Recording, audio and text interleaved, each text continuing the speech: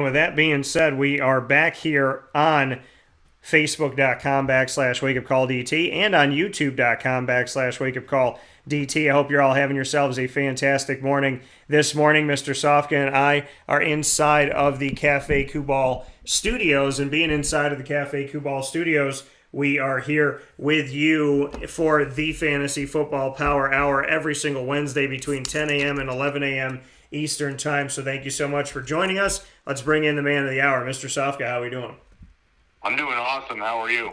Doing very well. And Mike, I mean, I want to start things off kind of how we got here. This was the first time we've ever seen a week 18 in the NFL. There's never been 18 weeks. There's never been 17 regular season games with one bye week. So to see where we are currently at this moment in the evolution of the NFL, let's start there. What are your thoughts on the fact that we have 17 instead of 16 games and that we have 18 weeks now instead of 17?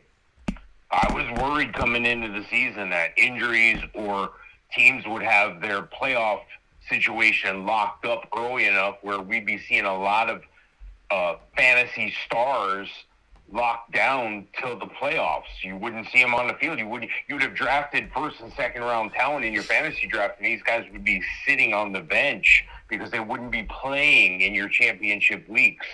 I was pleasantly surprised with the competition in Week 18. There was 135 playoff scenarios still to be played out in the last week of the season for the AFC. And there were some surprising games, too. Like, I thought the Lions beating the Packers, who were the number one seed in the NFC, and who went ahead and started Aaron Rodgers and Aaron Jones and all these people, and they still lost the game. I look up at Jaguars won. Who saw that coming? Steelers beat the Ravens. Steelers snuck in. And speaking of the Steelers, it was something else because the Chargers and the Raiders on Monday night came down to overtime. Had the Chargers and the Raiders tied, they both would have made it in, and Pittsburgh would have got kicked out. The Raiders, instead of kneeling on the ball, kicked the field goal, knocked the Chargers out of the playoffs. And then I had the game of the week I thought was San Fran and the LA Rams. I really thought that was a great game to watch. So overall, I thought the whole end result of Week 18, I thought it was a success for the NFL. Yeah, I thought it was great, and I had those scenarios. There was a world where the Tennessee Titans, the New England Patriots, or the Cincinnati Bengals would have the number one seed in the AFC. There was a world where the Chargers, the Steelers, the Ravens, or the Raiders could make the playoffs looking for those last two spots with four teams trying to vie for them, and the Colts, actually five teams trying to vie for two spots.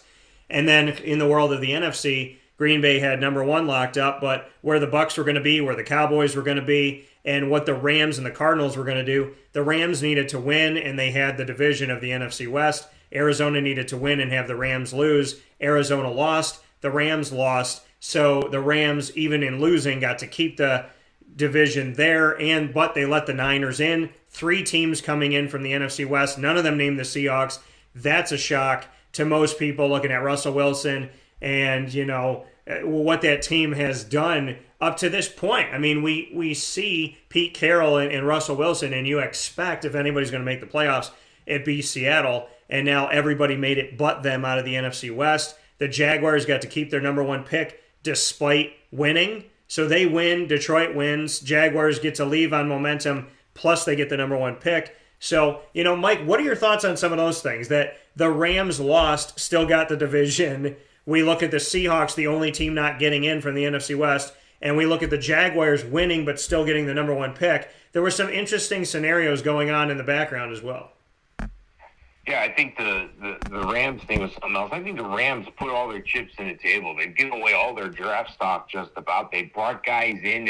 They've done what they had to do to build this team up. I think they're a playoff team. I think this team was built for the playoffs. It appears that most everybody's healthy, that can be, and it appears that they're ready for a run. Yeah, they got, knocked out by the 49ers at the end there. And then the Jaguars, I think they played that game for each other.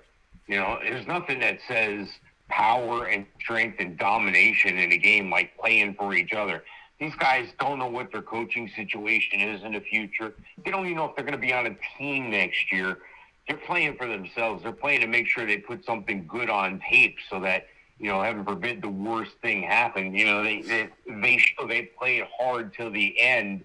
And, that was at a game where I guess a lot of fans were dressing up like clowns because of the information, the direction that Shad Khan has taken with this team, with the GM and the coach. And then, you look at the other games too. It was an exciting week. The Seahawks, like you said, get the only team not to make it from the West.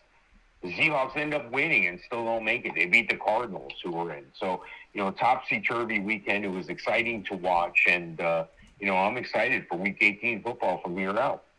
Yeah, it really was just to see that Week 18 had so much value to it.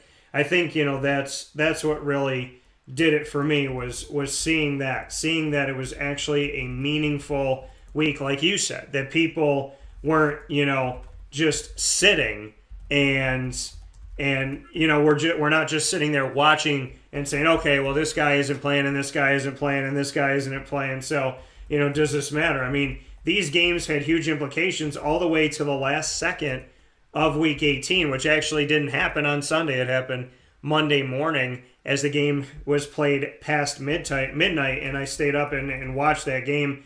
Mike, what do you think about that? The fact that, here are the Jaguars, and everybody thinks, okay, and I, too, I was like, there's no way the Colts lose this game. The Colts lose, the Jaguars come in. I love that they made me wrong in that prediction, and it was great to be on site on location. By the way, not many people dressed up as clowns. There was the thought that they were gonna. I saw 3 on the way in and some here and there. I think Marvin Jones said that he thought he saw somebody take the clown wig off, almost like he wanted to pretend like, oh no, I didn't come here like that, when the team started playing better. But, seeing this game, being on site in Jacksonville for this moment, when they won, Pittsburgh had to win, which they did, and they needed Indy to lose, and then they needed the Vegas Raiders and the Los Angeles Chargers not to tie. So everybody thought at 4 o'clock when that game ended in Jacksonville, we all thought, okay, Pittsburgh's going to the playoffs. And little did Pittsburgh know that they had to stay up until the wee hours of the night into Monday morning with 2 seconds left because Justin Herbert's insane. What are your thoughts on Justin Herbert's fantasy value being a quarterback that completed a touchdown dart on 4th and 23, then on another drive after that completed 3 4th and 10s on the same drive, then scored to force overtime on 4th and 9, got a 2-point conversion, did everything they needed to do, 6 for 6 on 4th down. What does Justin Herbert look like in the future? Yeah, well, Justin Herbert has proved himself yet again. I mean, he did everything he could to bring his team to a victory in that game, I thought he's had an outstanding year. I think he's had an outstanding career so far. He's exceeded expectations.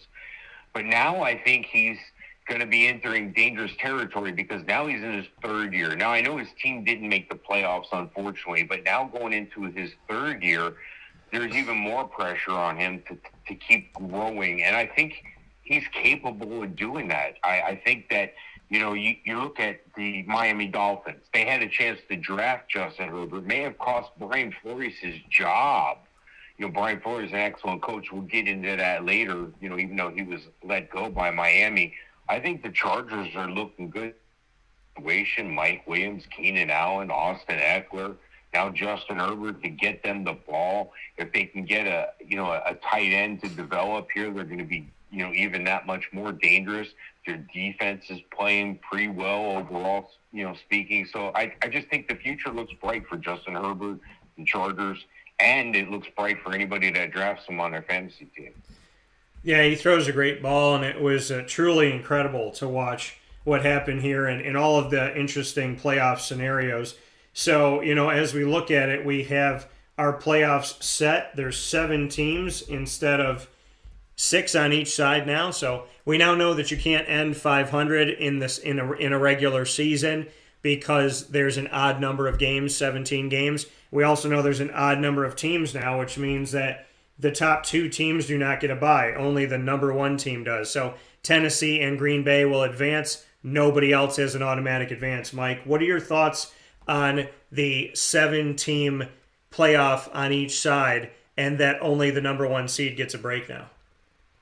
I thought that's what helped keep things competitive toward the end, there's, I can think of so many years past where, I was dismayed because, my first 4 or 5 rounds from the draft, these guys are all sitting, and you're like, all right, time to go to the wire, see what's left here, and you'd end up with guys that were essentially scrubs most of the year, either winning or losing your championship after everybody else was on your bench. So I think it helped keep things competitive till the end. I think it was more incentive that only one team gets that playoff bye, especially to a team like Green Bay, who, that is such an advantage. It's going to be icy cold there, especially, when you consider the weather, and there's a lot of warm weather teams that are in this, that could be trouble for somebody down the road. So that one home field advantage instead of 2 is huge.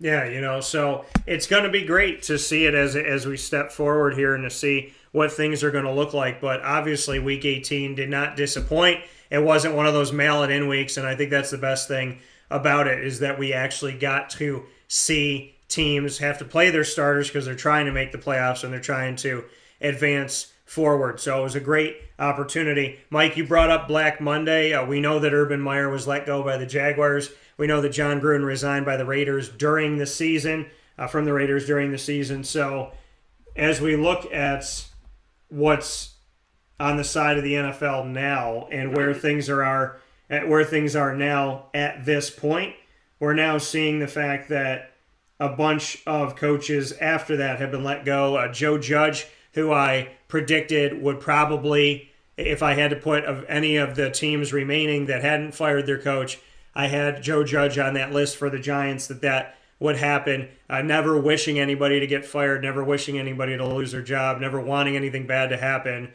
Just looking at the situation and thinking to myself, is any coach on the hot seat? Yeah. Of the list that I have, of the 2 or 3 that I think are on there, who's on there? And it was Joe Judge. So he's been let go from the Giants. And then we also saw the fact that that there's been other coaches let go here. Vic Fangio of the Broncos was let go as well, as Brian Flores of the Miami Dolphins, Matt Nagy of the Chicago Bears, Mike Zimmer of the Minnesota Vikings let go. So what are your thoughts on, Black Monday, which obviously extended out farther than that?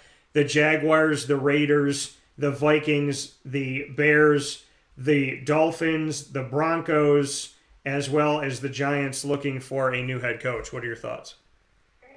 Yeah, I thought the Joe Judge one was going to happen anyway because they're going to bring in a new GM, and a new GM's going to bring in his guy. So they must have somebody ready to go in the GM hole, ready to go in New York.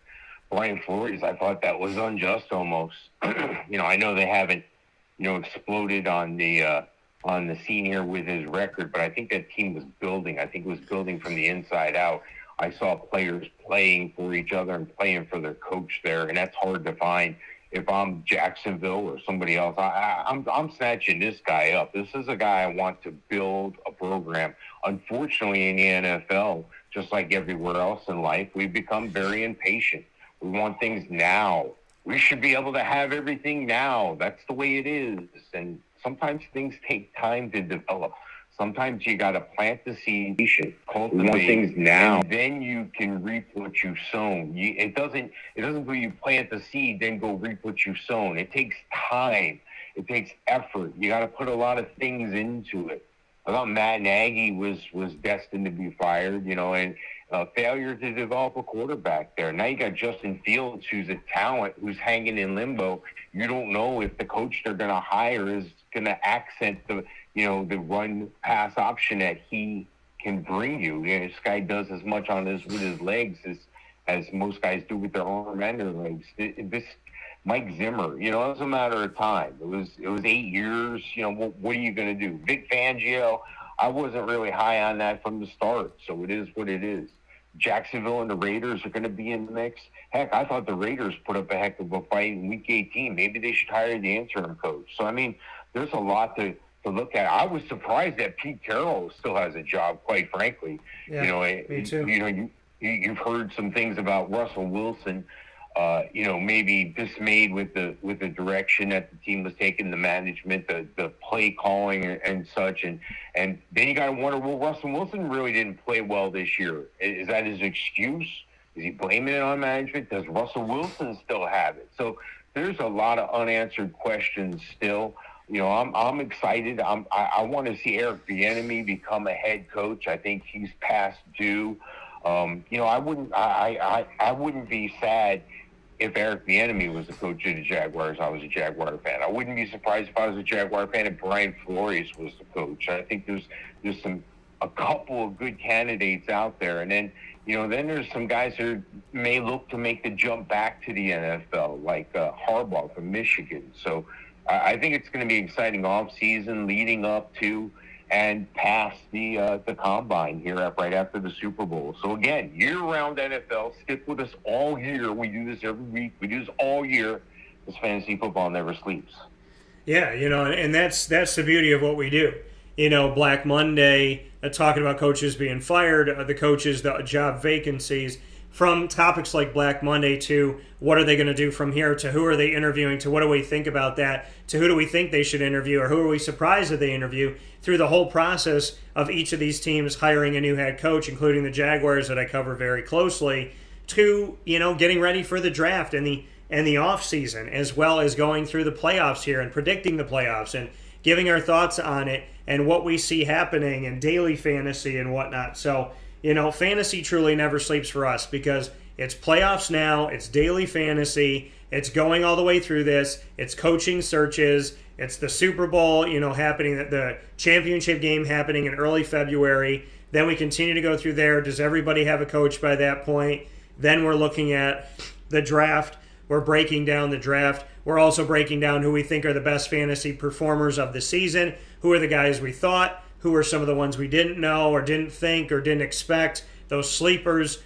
Then we're getting ready to get into, like I said, the draft. We do the draft. We have the sleepers. We have the top guys. Now we're in the off season for the NFL. They're getting ready. We're getting set for the next season. We're back at it again. And obviously, as things happen throughout, there's going to be more topics that come up throughout the year as it goes. Hopefully positive topics as we get to do that. The Deshaun Watson saga, what do we do there? There's so many things for us to talk about. That's why Wake Up Call with Dan Tortora doesn't sleep on fantasy. We give it to you every single week, every Wednesday, and we thank you so much for being a part of where sports meets life. So, Mike, thank you for that, and thank you for bringing that to the fray here every single week and joining me on this, because, in this new year and in general, I want to say thank you, because I love talking fantasy football, and I asked you to be a part of this years ago, and then we chose Wednesday as where we were going to really lock in here, and we've been consistently here on Wednesday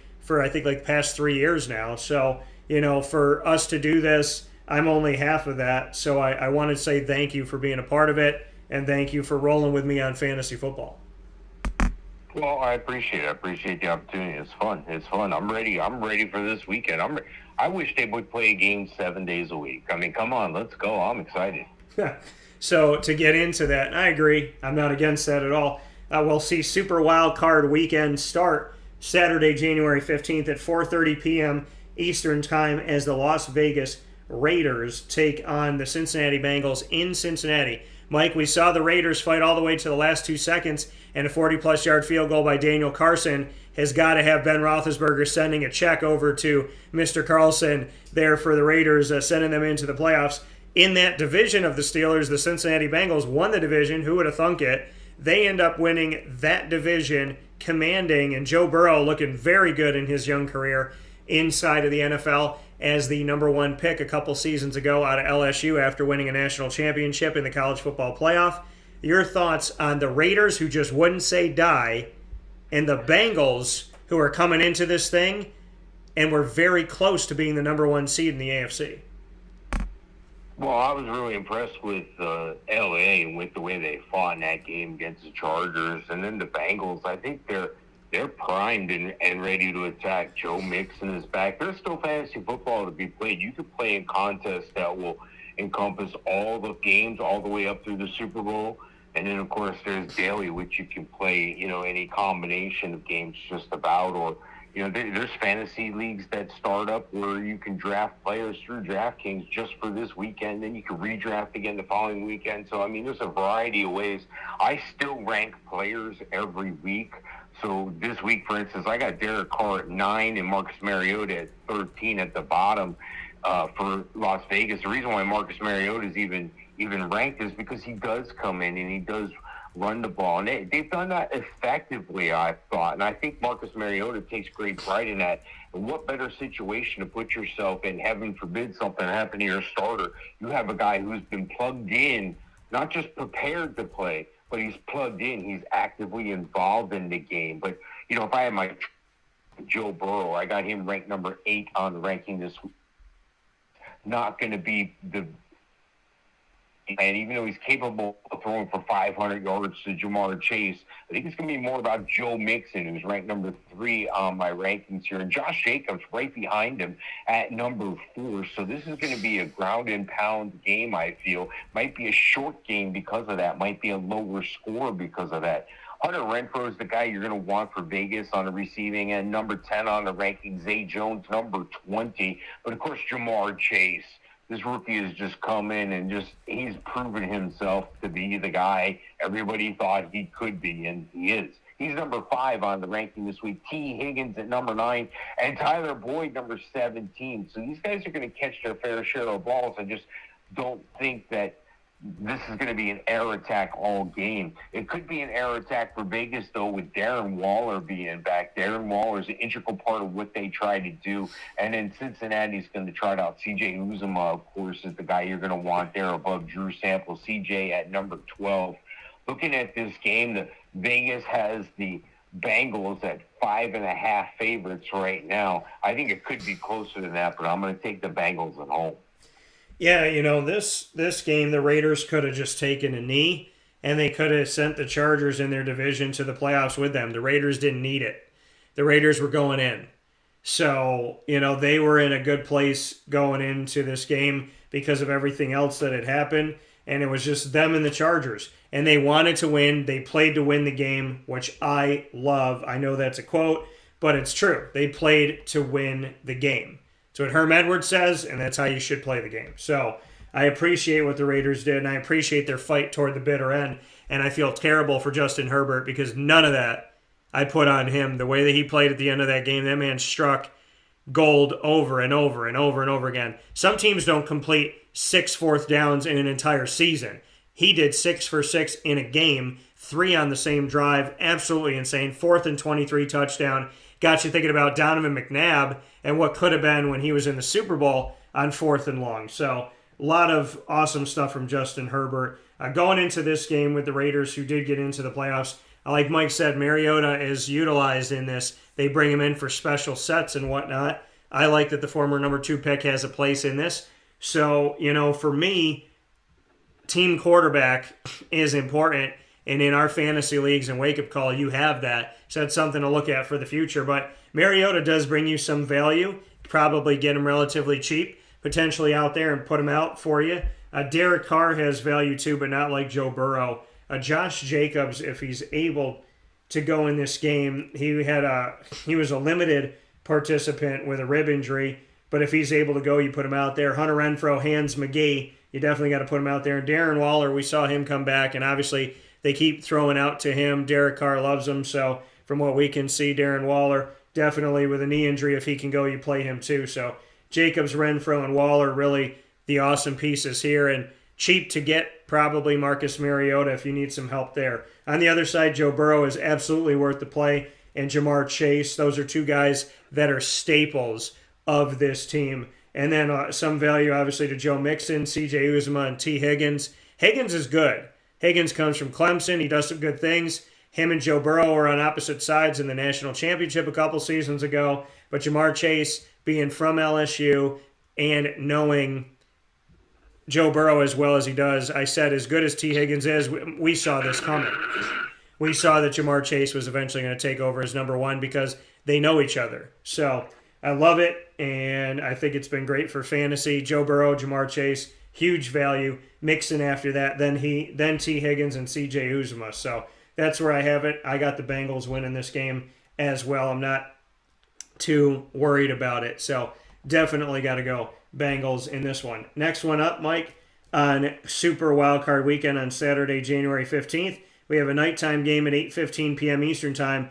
Round 3 of the Patriots and the Bills. What are your thoughts as these two teams split in the regular season, Buffalo winning the most recent. Buffalo won at New England. New England won at Buffalo. Now they're back to Buffalo. What are your thoughts? Yeah, I think it's going to be a great game. The team split this year, and it looked like New England in the first game really controlled the rock. They really ran the ball well, and they kept the ball away from Josh Allen. And then, as it turns out, a couple weeks later, on the flip side, the Bills did almost the same thing. They kept the ball away, but with Josh Allen's arm. So I think it's going to be it could be a who has the ball last type game, but I'm just going to go with the Bills. I'll tell you that right off. I got Josh Allen as the number one rated quarterback this weekend. I think he's the guy you're going to want. Of course, Mac Jones, not so much. Number 12 on the ranking there. Looking at the running back situation, I got Damian Harris at number 12 and Brandon Bolden and Ramondre Stevenson. Those guys are Ramondre Stevenson 16, Brandon Bolden 17. So there's some value there for you in a flex position, especially in a daily league. And then, looking at the Bills, Devin Singletary, it seems like they keep trying to get rid of this cat. We're going to get Zach Moss, and he's going to share time with Zach Moss, and then Zach Moss is ineffective or injured, and then Matt Bryden, Matt Bryden is injured, and then Devin Singletary. Sorry, this guy just doesn't quit. So I give a lot, heads up to this guy right here. Hats off to him, Devin Singletary, number 8 on the ranking. Looking at the wide receiver position, this is where it gets a little dicey. Stephon Diggs, obviously the best wide receiver on the field, but for New England, you got to stretch and you got to go to a Jacoby Myers, who's at number 18 on the ranking. Looking at the tight end position, again, it's a real stretch here for me to play a Jonnu Smith at number 14 or 11. Dawson Knox is usually a red zone target and a touchdown magnet at number 8. And again, both of these teams are cold weather teams. It's supposed to be 4 degrees when this game is played. So, I'm sure it's going to be much worse than that. But with all things considered, both teams being cold weather teams, I'm going to go with the home team here in Buffalo.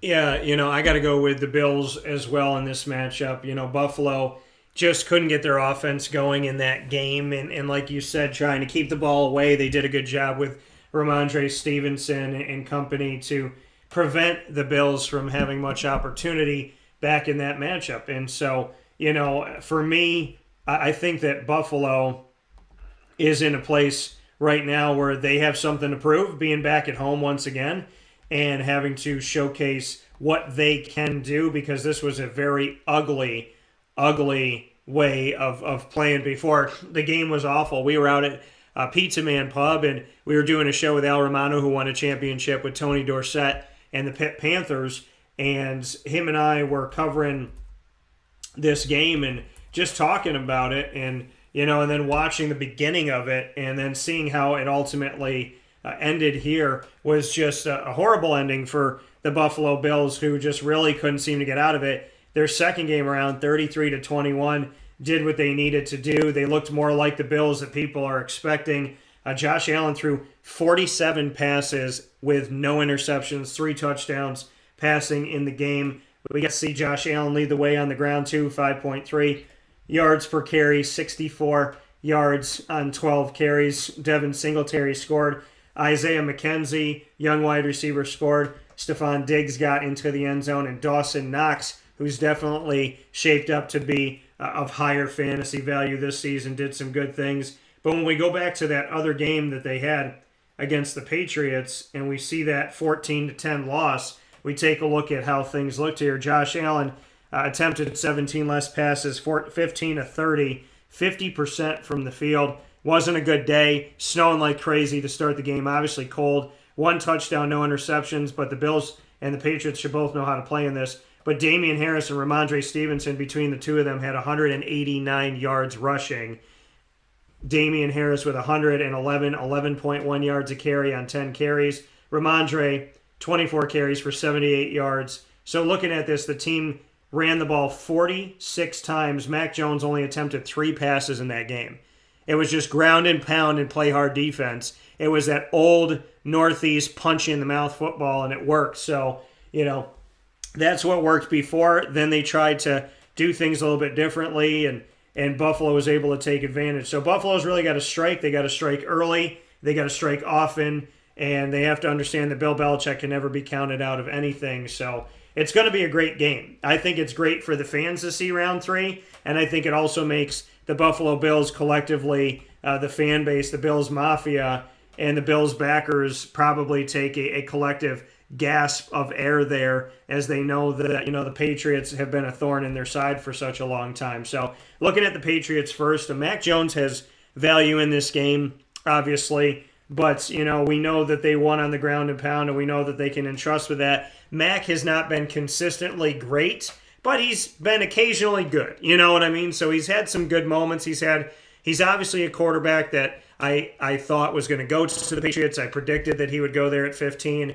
I'm not surprised what Bill Belichick has gotten out of him. He's a rookie, and he looks good. He doesn't look like a rookie in some of these games. So Damian Harris and Ramondre Stevenson, though, they have a lot of value in this ground and pound, especially with it being so cold here in central and upstate New York. Jacoby Myers with some value. He's a limited participant, probably cheaper there for you. Hunter Henry definitely with the value. And then on Buffalo's side, it's Josh Allen, Stephon Diggs, and Dawson Knox. You could give something to... It's hard to determine who the next guy is going to be and what we're going to see behind Stephon Diggs. Who's the other guy that's going to get into the end zone? Is it Cole Beasley? Is it Gabriel Davis? Is it Isaiah McKenzie? Could be any one of those three. Those are cheaper grabs for you, but it's a toss-up. The value is with Stephon Diggs, Dawson Knox, and Josh Allen. And then some value to Devin Singletary, but definitely the Patriots hold more value in the rushing attack in this matchup. And for me, I'm going to give the win to the Bills as well. With that being said, we're going to take a step aside for a fast break here on Wake Up Call with Dan Tortora, where sports meets life. We are inside of the Cafe Kubal studios with locations all throughout central and upstate New York, including inside of PB&J's Lunchbox. Get your fix with Cafe Kubal today, and we'll be back with more from the Fantasy Football Power Hour, proudly presented by the Wildcat Sports Pub on 3680 Milton Avenue in Camillus, New York. Right after this fast break, they're open 7 days a week for indoor dining, and for takeout and delivery, you can call 315-487-2222. That's 315-487-2222 for the Wildcat Sports Pub. We'll be back here inside of the Cafe Kubal studios right after this with plenty more on a super wildcard weekend.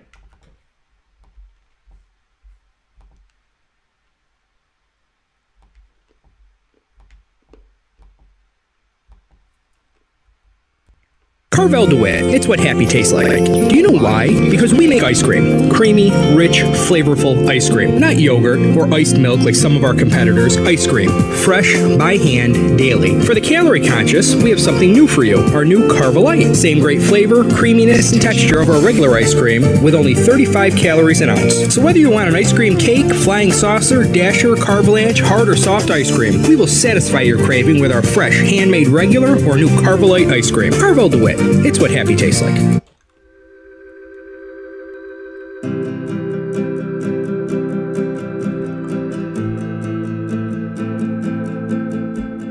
Cafe Kubal offers same-day local delivery of our products, offering no delivery charge for Onondaga County. Shop cafekubal.com for fresh roasted coffee beans, cold brew, travel mugs, and all your essential Cafe Kubal needs. Cafe Kubal, coffee for the soul.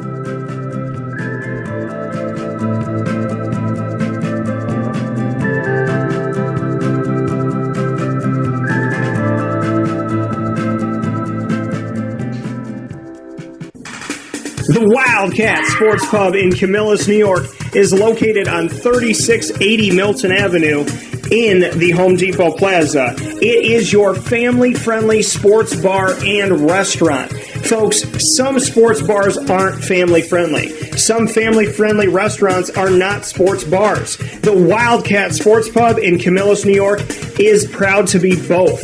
It is that marriage that you've been looking for years. The Wildcat Sports Pub is your home base for your sports bar and restaurant needs, games for the kids, indoor and outdoor activities, and enough things on the menu to come back every single week and get to try something new. They're open Sundays from noon to 8 p.m., Monday through Wednesday, 11 a.m. to 11 p.m., and Thursday through Saturday from 11 a.m. to midnight. For reservations and party information, call 315 487-2222 for the Wildcat family-friendly sports pub and restaurant.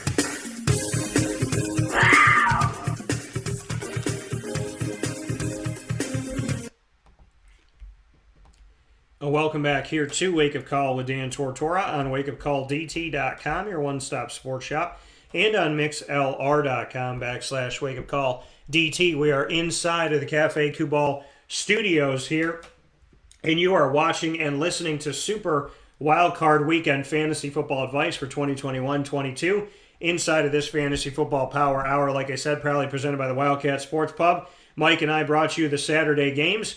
And now we'll jump to Sunday, where we have a triple header on Sunday. Feels like Thanksgiving. However, this one's a lot more meaty because you win and you move on here in the hopes for the national championship, the title game here for the NFL. So, with that being said, we'll jump to Philadelphia at Tampa Bay, the 7 versus the 2. Mike, your thoughts as we start off Sunday, January 16th with Jalen Hurts and Tom Brady. Yeah, my only concern in this game is twofold. The Bucks had an easy schedule compared to last year's winning percentages, but this year's winning percentages were the same, just about, for the same teams.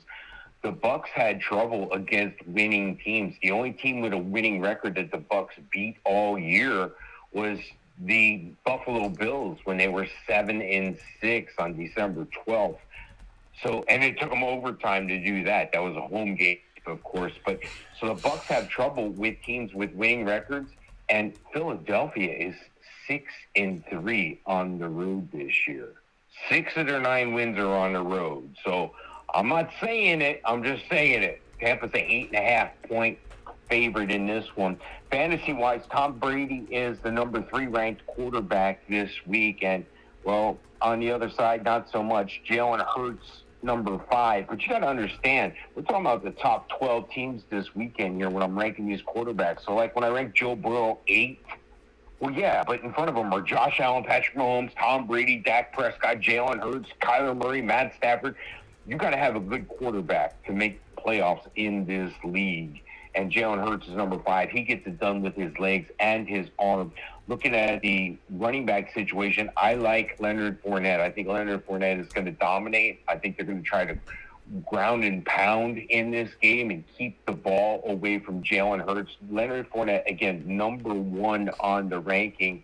Miles Sanders, he should be fresh. He's hardly played all year, and when he has, he's stunk it up sometimes. But I think they're going to get to the ground and pound as well in Philadelphia. Miles Sanders, number 13 on the rankings. I think they're going to complement him with Jordan Howard, who ranks number 19, and Boston Scott, 21 on the ranking this week. Looking at Mike Evans as the leader, that wide receiver is injured. I think it's going to bode well for some other guys out there like a Tyler Johnson, like a Brashard Perryman, but not enough for me to play those guys in fantasy. I'm only playing Mike Evans in the wide receiver position, but it is exciting to watch, you know, a Scotty Miller make a long run and dive for the pylon. That's always exciting stuff. But looking at the Philadelphia Eagles, Devonta Smith is the guy you're going to want. You know that going in. He's number 13 on the rankings. And then at the tight end position, Rob Gronkowski, you can't underestimate the time. Rob Gronkowski and Tom Brady could give each other a look, and that would be all it takes. And they know what they're going to do in a certain situation. Rob Gronkowski's dangerous. He's healthy.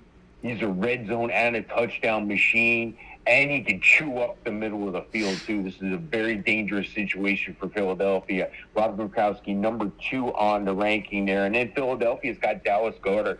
He's been a guy who they can always get the ball to and always depend on. He's number 5 on the rankings. I said before this is going to be a tough game. I said before there's a chance the Eagles are going to upset this game. I don't think it's going to happen. I'm going to take Tampa Bay, but I would be wary of laying 8.5 points. Yeah, you know, I think this game might be close, might come down to the wire, but I see the Bucks pulling it out, and Tom Brady could make you a little bit nervous, could make Bills fans a little bit excited. Hopefully, if the Bills fans win, if they win, then they'll be watching this game and still hoping Tom Brady loses. If they lose, they're going to be really hoping that he doesn't make it after this. And to me, this game is going to be, I think, at times a lot closer than Brady wants, and a lot closer than fans of the Bucks may want. Philadelphia is no slouch, and in fantasy they have value with Jalen Hurts as well as with Devontae Smith, and Dallas Goedert brings some value there to them. Miles Sanders is questionable with a hand injury. If he's able to go, you could put him out there. If not, Boston Scott would be your best bet. On the other side for Tampa, it's Tom Brady, Mike Evans. Unfortunately, Chris Godwin is on injured reserve, which is sad to see for Chris Godwin, of course, especially in a game like this and the fact that we're in the playoffs. Tyler Johnson, and, we have Mr. Grayson there, not Dick Grayson from the DC comic books, but, we have Cy Grayson out there, and then Rashad Perriman, Scotty Miller. So really the values in Mike Evans and Rob Gronkowski when you take a look at it. Tom Brady, Mike, and Rob. And then with Ronald Jones, currently he's questionable for Wild Card Weekend. And then we're looking to see and expect a return for Leonard Fournette. If Fournette is able to go, then I would put Fournette out there. And then obviously Mike Evans, Rob Gronkowski, and Tom Brady. I'm going to take the Bucs, but like I said, I think it's going to be a little closer than we're going to. I think it's going to be a little bit closer than what fans may want, at least at a certain point. Maybe not at the end, but I think this is going to test Brady, and I think there's value on both sides. Two different quarterbacks, two different styles. I like Jalen Hurts in fantasy. I like Tom Brady in fantasy, and I'm going to give the Bucs the win in this one. Next game that we have up after we see the Bucs start off our Sunday here with a triple header, we'll see San Fran and Dallas, which is an old 90s rematch of playoff time, and seeing two teams vying for the Super Bowl. What are your thoughts on the Niners, who got into the playoffs by beating the Rams? The San Francisco 49ers last season had a depleted roster. Hard to even know how they put 53 guys together with injuries and COVID. This year, they're in the playoffs. Jimmy Garoppolo has been out there. Trey Lance has been out there. And on the other side of it, Dak is back. What are your thoughts for San Fran at Dallas? Yeah, and Garoppolo playing with that strained ligament that he has on that finger there. So this is not an easy game. This is going to be an exciting game. This is going to be a close game. San Fran, much like Philadelphia, 6-3 on the road. In Dallas, who's been hot when they need to be hot, and then they've been not when they needed to be hot. So it's a tricky game. It's a tricky situation. I'm not sure I'm fully invested with all the Dallas players fantasy-wise. I got Dak Prescott number 4 on the rankings this week. I got Jimmy Garoppolo number 10. I got on the running back situation here, I got, Zeke has been a challenge. For me, personally, he was a challenge. He cost me heavily in one league, but I'll digress here. This is Zeke Elliott, number 6 this week, hoping he can get it done. I think they're going to mix in a little more Tony Pollard than people think, though, at number 14. I think they play better when Tony Pollard is very active in the game plan. On the other side of the ball, Elijah Mitchell is healthy, and that's a dangerous situation for Dallas because Elijah Mitchell helps them move the ball. Going over to wide receiver, Deebo Samuel. This is another guy. He could play at running back. He's like he's the rich man's Cordero Patterson. This guy is ahead of steam. He's got the power to run with the ball. He's got the speed to get by you. This guy is extremely dangerous. He is number 2 only to Cooper Kupp this week. Number 2 on the rankings. Dallas, of course, has, some depth at receiver. You're looking at a guy like CeeDee Lamb, number 8 on the rankings, and Amari Cooper, number 12 on the rankings this week. Then over at tight end, George Kittle was a fantasy disappointment for some people, especially in the last game where he was called to stay in and assist on blocking on a lot of assignments simply because their left tackle was out. So this is a situation where we could see George Kittle bounce back fantasy-wise in the playoffs here. Number 3 on the rankings, and Dalton Schultz, again, touchdown-dependent guy, red zone guy, number 6 on the rankings this week. This is a game that I'm thinking I'm going to pick an upset here, but I just can't do it. I can't get past Dallas at home. I'm going to take Dallas. Yeah, it's going to be it's crazy. It's crazy that I love the history of this. I love the history of this matchup. And obviously I know the teams are different. And I always think of Charles Haley because he played on both sides on the D-line for Dallas and for San Fran. Jerry Rice was talking about this game and his team. And you look at the history. You look at Steve Young and Jerry Rice and Dwight Clark, may he rest in peace. And, so many awesome players on San Fran's side of it. And then you look at the Troy Aikmans and the Larry Browns and the Russell Marylands and the Nate Newtons and Deion Sanders and Emmett Smiths and Jay Novaceks and Moose Johnstons of the Dallas time. And it really just makes this game's history in the background so beautiful. I'd love to see kind of like a graphic where we see the players in the foreground and like a smaller view, and then in the background we kind of see this like Mount Rushmore of the players that were in this game before when the Niners were playing Cowboys historically, because it is such a great matchup and it brings some nostalgia to the playoffs. Hopefully we'll have an instant classic in this one as well. I'm picking the Cowboys, so and I've watched Cowboys almost my whole life. So for me, I'm hoping that they come through with it. Personally, I would like to see it. Professionally, as a broadcaster, impartially, I think Dallas is the better team. Now, I know that doesn't mean they're going to win, because Lord knows Dallas, when they need to win and they need to do something, they haven't gotten that done in recent years. Normally, at the end of the season, when they control their own destiny and it's win one game of your last 3 to play, they don't do it.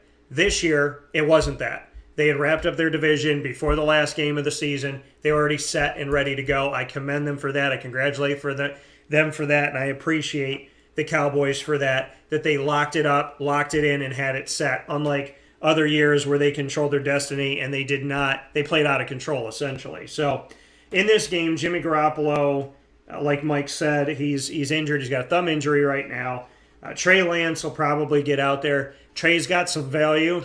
We know that Trey can come in and he can run it in. Like, he can, play it like a Mariota. He can move around like a Jalen Hurts. We don't know what he's going to be as a dominant starter, and if he's going to be dominant in the future, we'll have to see. He had 1 year at North Dakota State that he played, and I think he had 50 touchdowns to a single-digit amount of interceptions, but he's never truly been the starter in San Fran as he's a rookie this year. They traded up from 12 to 3 to get him, though. Looks to be their future. Lance has some value in this game. Elijah Mitchell, he is questionable with a knee injury. JaMychal Hasty is out there, as well as Jeff Wilson Jr., and then we see Trey Sermon, who really hasn't turned out to be anything out of Ohio State. He's coming off of IR. Could be good for you from, an extra position there if you need another guy out there to flex out. So, Jeff Wilson, for me, has probably the most value next to Elijah Mitchell, but it's kind of a toss-up of who's going to get it. I think the more value lies with Deebo Samuel and George Kittle in this game, a little bit to Brandon Ayuk. On the other side of it for Dallas, it's Dak Prescott, Zeke Elliott, CeeDee Lamb, and Amari Cooper. I don't need to tell you that, but I will. Dalton Schultz as well. And if he's able to go, I love the sneaky play that used to be. Now it's not so sneaky as people got to be ready for it, but they use him in trick plays and all different things. Tony Pollard. Love him. Love that he comes from Memphis, a team that I followed for almost a decade now. Big fan of Tony Pollard. A lot of value in this game on Dallas' side. I'm going to go with the Dallas Cowboys to win the matchup. In the third game that we have here, Mr. Sofka, in our triple header on Super Wildcard Weekend on Sunday, is Pitt at Kansas City. I don't think you can count Pitt out. However, Kansas City, there's some graphics out there that says that they're throwing a retirement party for Ben Roethlisberger. Normally, the team that talks trash is the one that ends up walking home by themselves. What are your thoughts on Pittsburgh at Kansas City?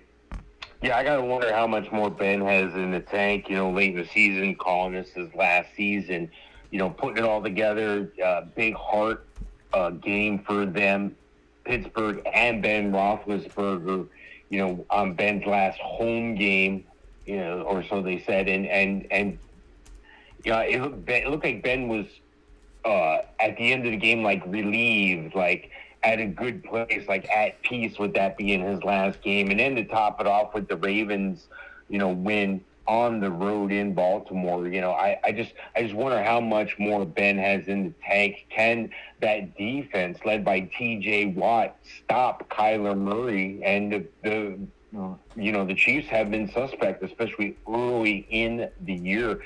But the Chiefs don't lose at home. They're 7-2 at home. I just don't know if Ben has it in him, but he has some guys around him that might have it in him. Look, at this game here, I got Ben ranked pretty low, number 11, only ahead of Mac Jones and Marcus Mariota, so I'm not depending much there. But I got Patrick Mahomes at number 2 on the ranking this week.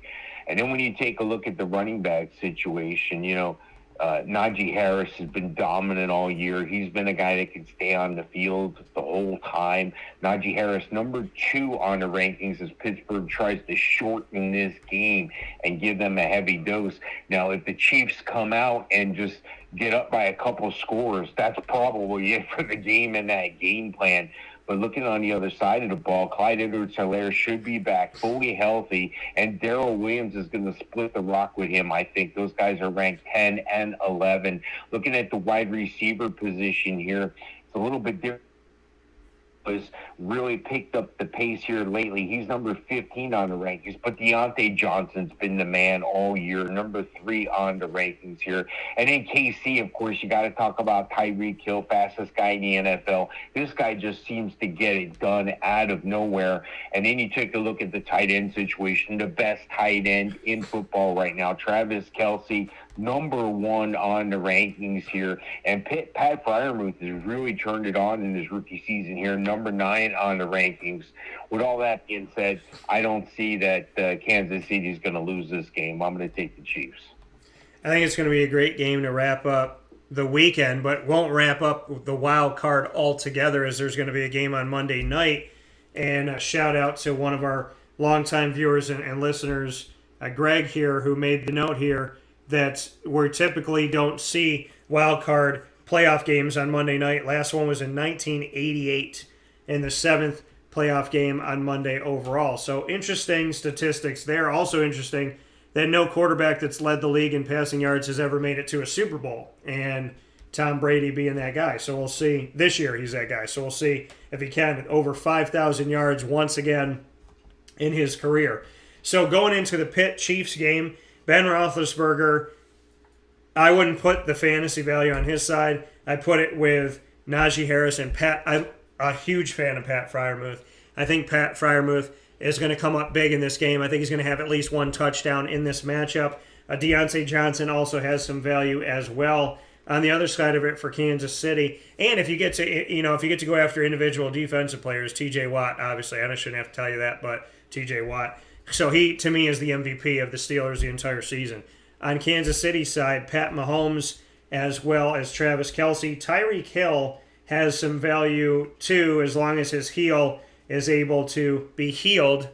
Look at that. By the time that the game comes on, so take a look for Tyreek Hill. Not that he plays on his heels at all. He's always on his tippy toes as he's running on the field. If he's even touching the ground, seems like he runs on air sometimes. So Tyreek Hill, take a look at that. Clyde Edwards-Helaire and Darrell Williams, both of them are on the injury report. Clyde with a shoulder injury, Darrell with a toe injury. They're both questionable, so just watch that and what Derek Gore could maybe be if they need the help. I put more value in the running back room to Najee Harris in this game, and then on the receiving side, Tyreek Hill if he's healthy, then Deontay Johnson. And Freiermuth and Kelce, I like them both. I think Freiermuth, like I said, is going to make an impact in this game.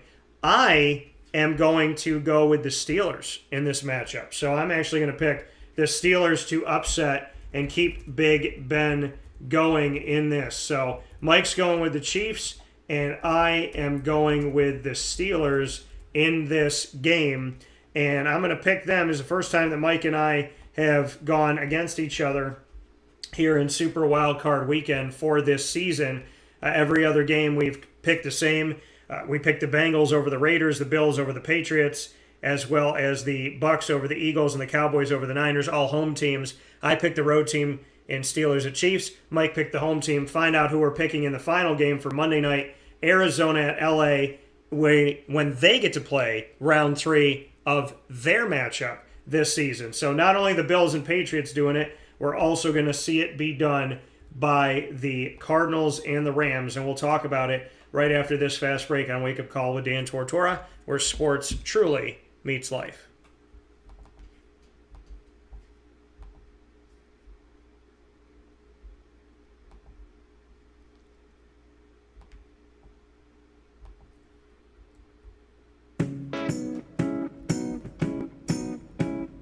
In these unique times, there are those in our community that give us a sense of normalcy and positivity. Pizza Man on 50 Oswego Street in Baldwinsville has been here for you for over 35 years and is here now. Call 315-638-1234 or order online at pizzamanbville.com to bring those familiar tastes into your home. And remember to come see our monthly on-site broadcasts centered around the community and our Baldwinsville Bees. Pizza Man in Baldwinsville. Any way you slice it, they are always here for you.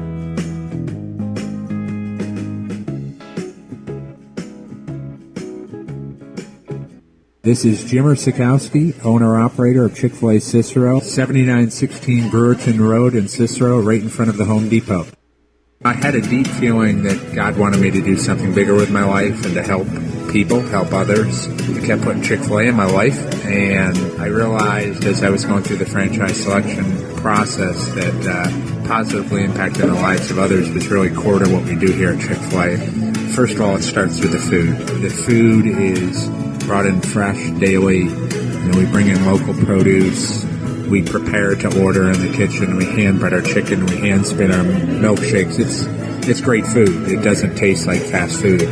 I think the second thing is the way people feel when they come in a Chick-fil-A restaurant. It's different. We try to treat people with intentional kindness here, which is very different and deeper than good customer service. And so I think it feels remarkable for most people to come in a Chick-fil-A restaurant. And then lastly, the impact that we try to have in the community is very different. It's a big part of the expectation of every operator of a Chick-fil-A restaurant is that they're actively engaged in their community, they're a leader in the community, and they're making a difference. When they realize that what we're striving to do is to shine a little light in their life, that's a very, very different experience than you will have in any other quick service restaurant. And it's that remarkable experience that I think people will emotionally connect with.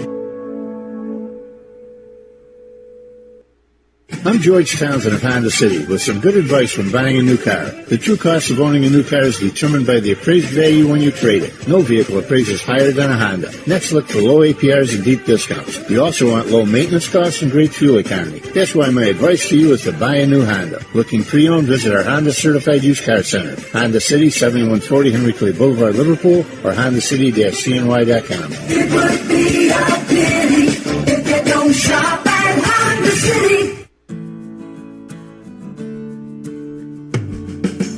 Our corporate purpose at Chick-fil-A is to glorify God by being faithful stewards of all that's entrusted to us and to positively influence all those who come in contact with Chick-fil-A. And what became increasingly clear from our success in Cicero is that people love Chick-fil-A. And also I think we recognized that, we had a great opportunity to grow the brand and grow our platform. I felt incredibly grateful when I was selected to be a Chick-fil-A operator. I think what it's meant for me, what I've come to realize on a very deep level is that this is a calling for me. It's not a career. It's not a job. The Lord called me to be a Chick-fil-A operator and to use these restaurants to glorify Him and to positively influence other people. I'm blessed. I'm very blessed. Head to Chick-fil-A Clay on 3974 State Route 31 in Liverpool, New York.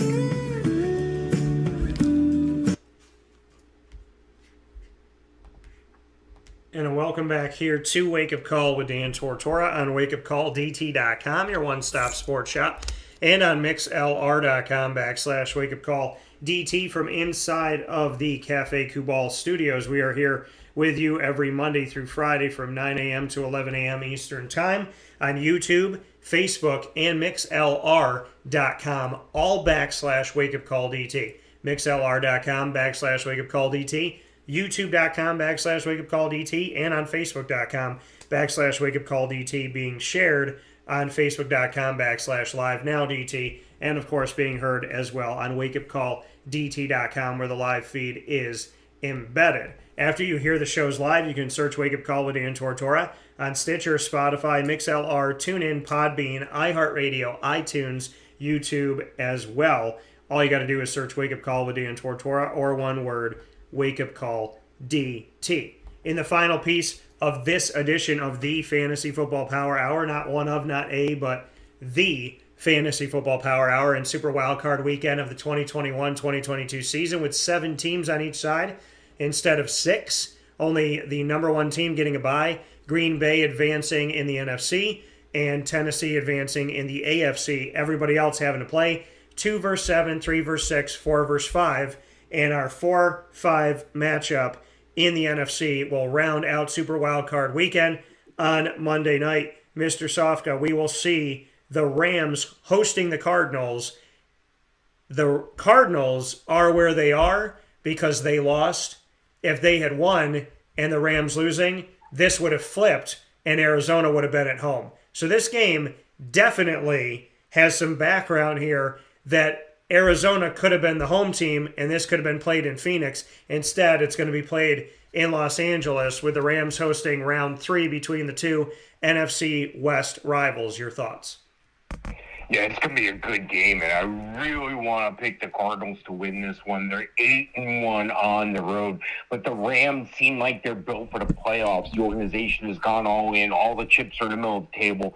They've given up draft stock. They've given up everything they can for now. They're trying to catch lightning in a bottle now with Matt Stafford. And speaking of that, Matt Stafford's number 7 on the ranking this week.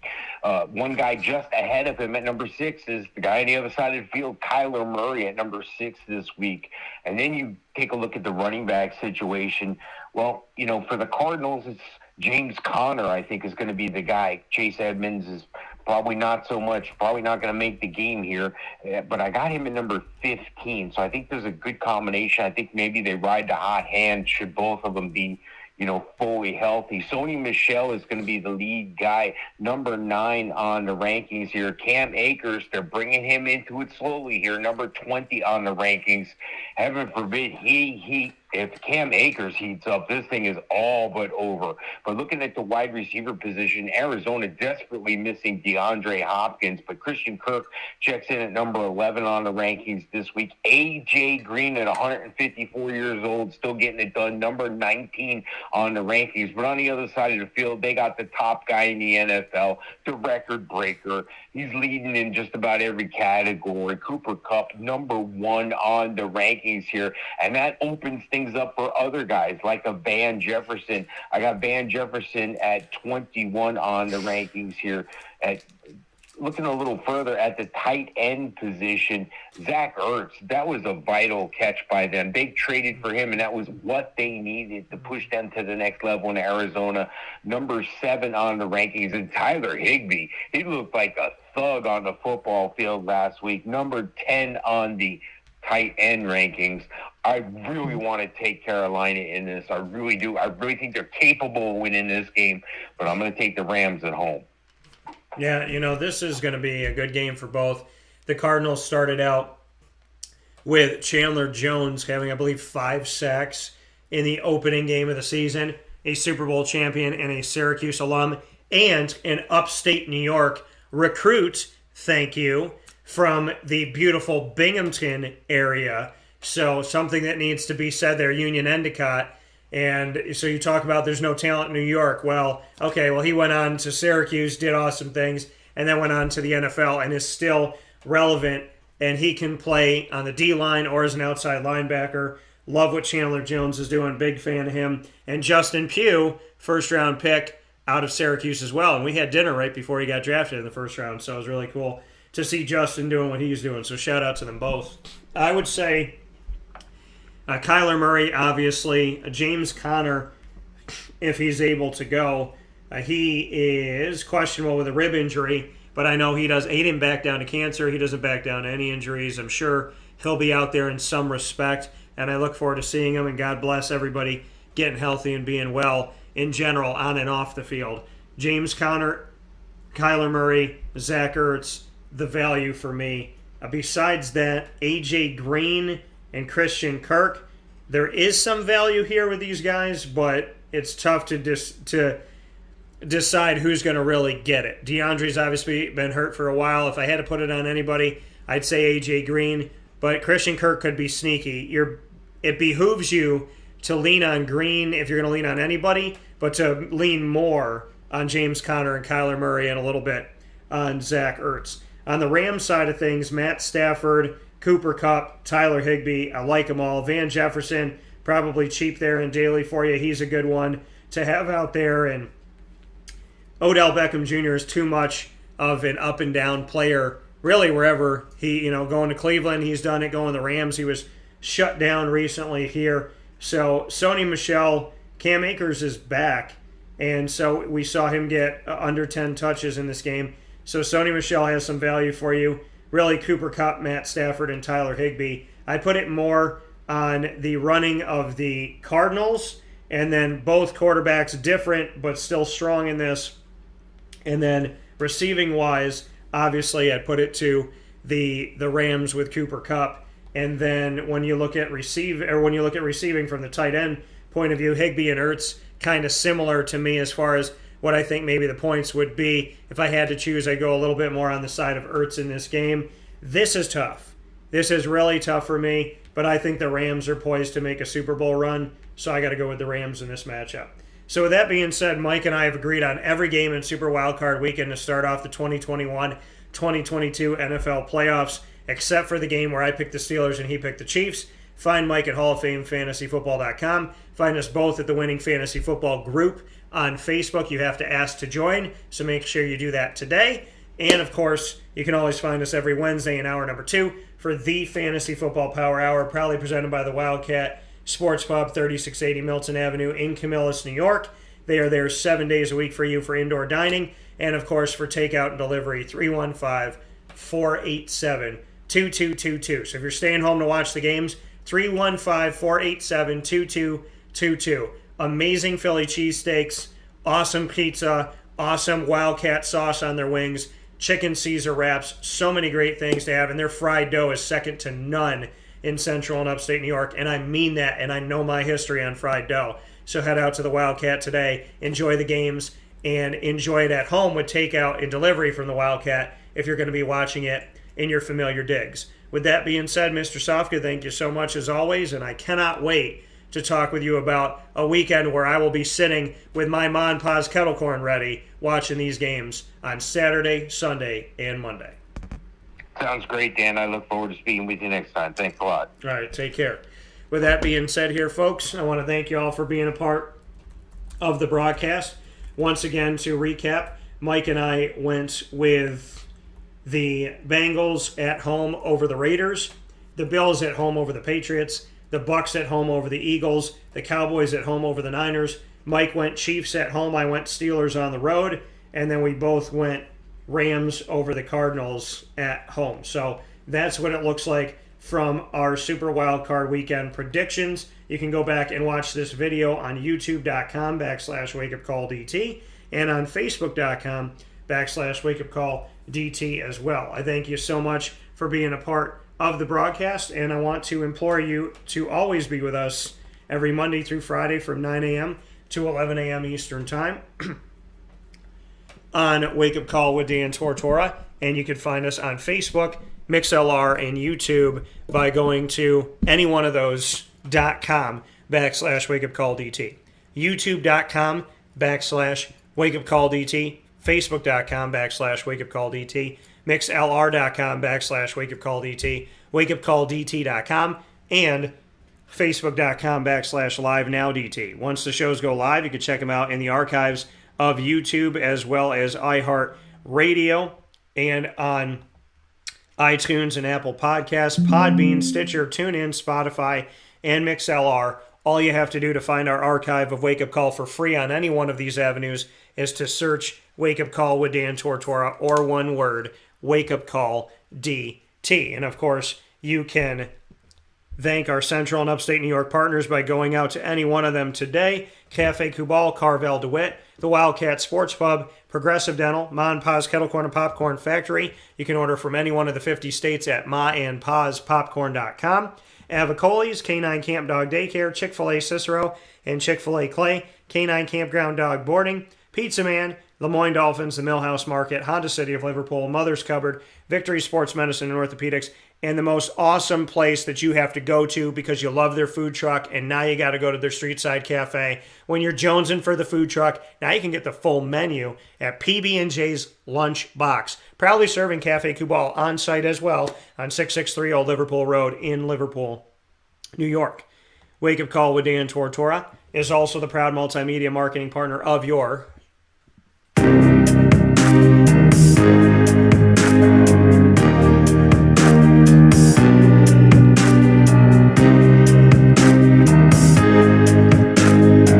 Lemoyne College Dolphins. It is Fins Up all day, every day, and every single week on Wednesday, Dolphin Time goes live like today, where you can get stories from your Lemoyne Dolphins, and that is every first and third Wednesday, AD and DT episodes airing with Athletics Director Bob Beretta and myself, Dan Tortora, and every second and fourth Wednesday, including today, we have Dolphin Dive with coaches, student athletes, and staff members of Lemoyne telling you their stories on their journeys. It is always Fins Up, like I said, with the Lemoyne Dolphins, proud multimedia marketing partner here with Wake Up Call with Dan Tortora. You can check out the Lemoyne tab on wakeupcalldt.com. You can subscribe to our YouTube channel, youtube.com/wakeupcalldt, and get all of your Lemoyne shows there as well. And of course, you can find out more information on Lemoyne by going to LemoyneDolphins.com.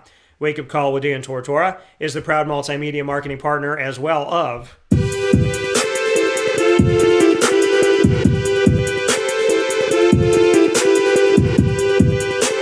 your Marywood University Pacers. Marywood University, it is Pacer Pride every single month on Wake Up Call with Dan Tortora. And rounding out each week on Fridays, you get to hear from the Pacers with Executive Director of Athletics, Pat Murphy, student athletes and coaches joining us throughout the year on Wake Up Call with Dan Tortora. You can find our Pacer Pride exclusive episodes on the Marywood tab on wakeupcalldt.com. You can also find us at youtube.com/wakeupcalldt. And of course, you can get more information, including an entire schedule of events for Marywood at marywoodpacers.com.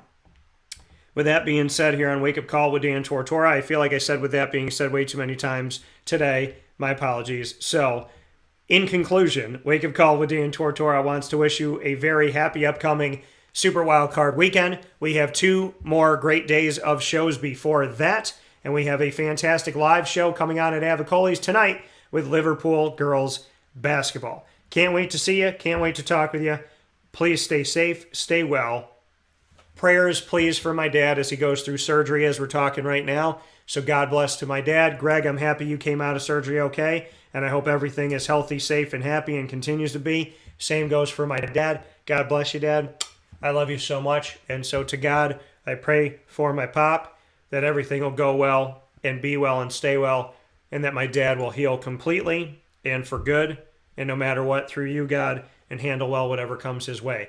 To health, safety, happiness, and all good things for my dad and for everyone. I wish you a fantastic day. Find us on Facebook at Wake Up Call DT, Twitter at Call DT, and Instagram at Wake Up Call _DT. And of course, God bless, no stress, do your best. We'll talk soon.